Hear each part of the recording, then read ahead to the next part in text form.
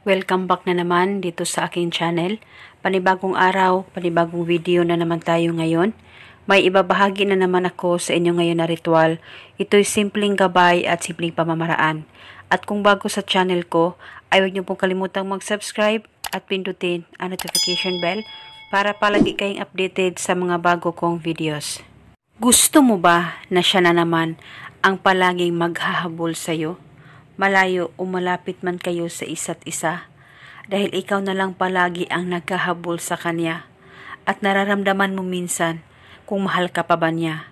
Kaya ngayon, gawin mo itong ritual na ituturo ko sa inyo nang sa ganon siya na naman ang maghahabol sa iyo.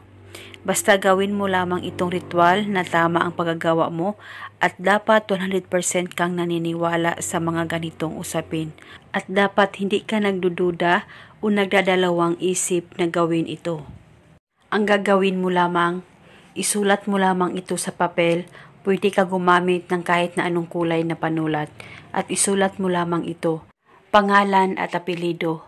Ikaw ay mapabaliw sa kakahabol sa akin. Isulat mo lamang ito ng 3 beses, pangalan at apelyido niya tapos ang hiling. At pagkatapos mo nang masulat ito, ang gagawin mo lamang, kumuha ka lamang ng kahit na anong barya. Kahit anong barya ay pwedeng gamitin.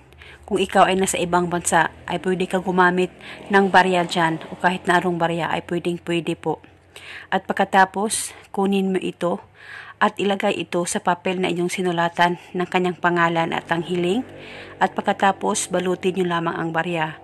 Pagkatapos mo nang mabalot ito, pwede mo na ito ilagay sa bulsa mo at dalhin mo ito kahit saan ka man magpunta at paniguradong siya ay mababaliw sa kakahabol sa iyo.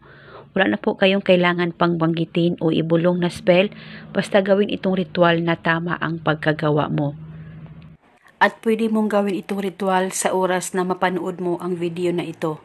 At ito muna sa ngayon, maraming salamat po sa panonood. May God bless.